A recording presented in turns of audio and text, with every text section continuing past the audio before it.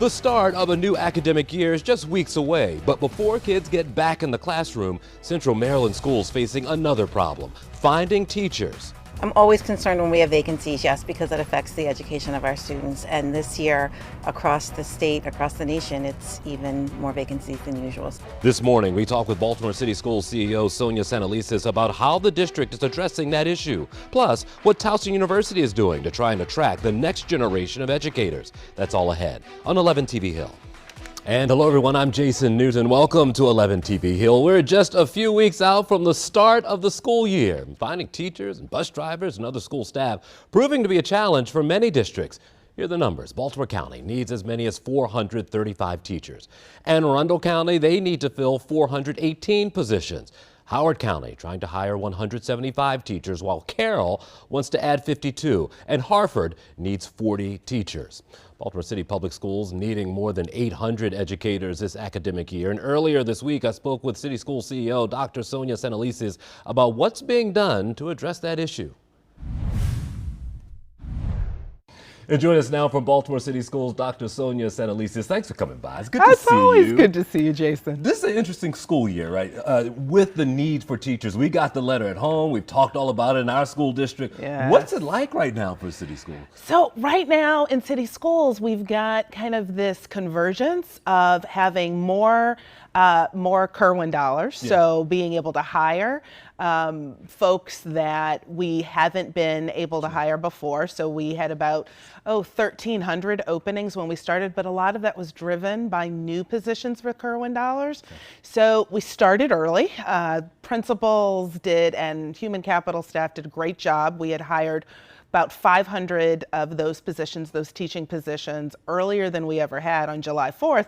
The challenge still is, though, Jason, with the new positions we were able to add due to the Kerwin dollars. We're still looking at about probably 600 vacancies right now. And people should understand, like, this isn't just a city problem. I think that districts across the country are dealing with this, and we were talking with Towson University. Is the allure gone, do you think? I think everyone you knew, at least when I was growing up, a lot of them, I'm gonna be a teacher. Right. Do we not hear that as much? Look, teachers have just gone through the last 2 years, right? They went from being celebrated when we went virtual to realizing that this lift, right? This lift we've asked them to do for the last 2 years has been incredibly challenging. We know that Maryland has long not had enough teachers to fill the state's needs.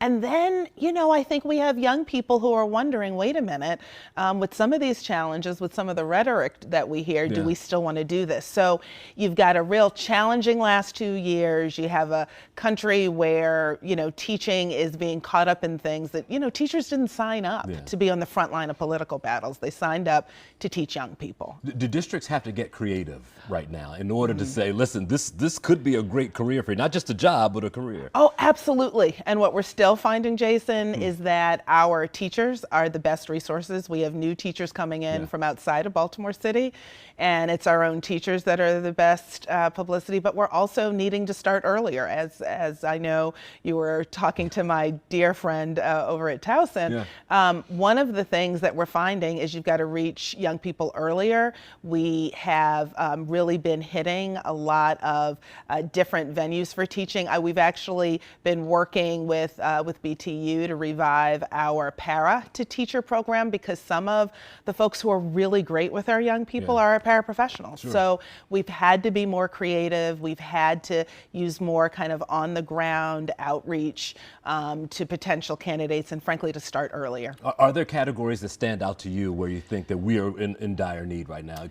Yeah, when we look across the district, still our high school content area teachers, so traditionally math and science have always been challenging, but I will tell you this year, I was surprised as a former humanities teacher when I saw English teacher positions open, which is not common for us. The other place, special education teachers, or teachers that really serve our young people with disabilities, are still in great need this year.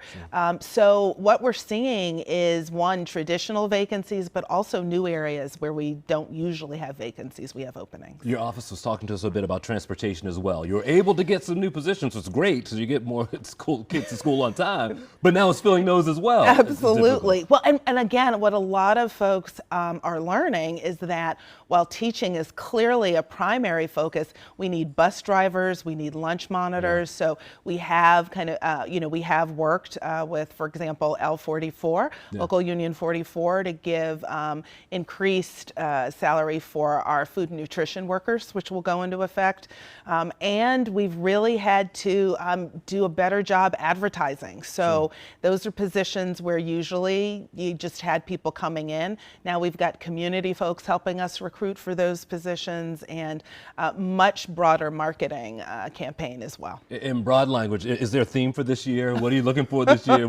I know you always have something in the works. I know. Well, this year we're working on pipelines. We're working on, we're gonna have to do things even more creatively. City Schools has always tried to recruit in different places, but we're going to have to not only do a better job recruiting and being more creative, but also making sure that we're retaining our teachers.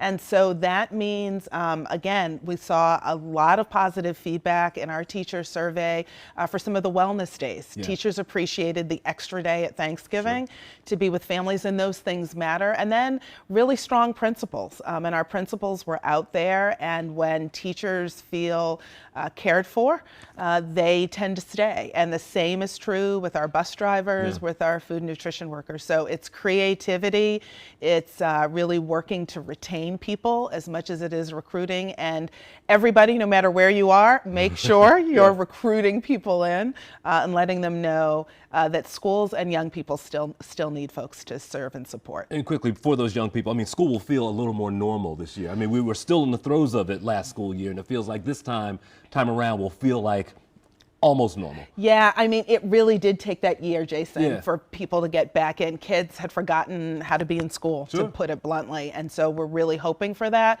which is why we're really hitting the pavement to make sure positions are filled. So we're thrilled and ready for the new school year. You'll have two of mine once again. I'm sending them your way. We love them. We love it. Good to see you, Jason.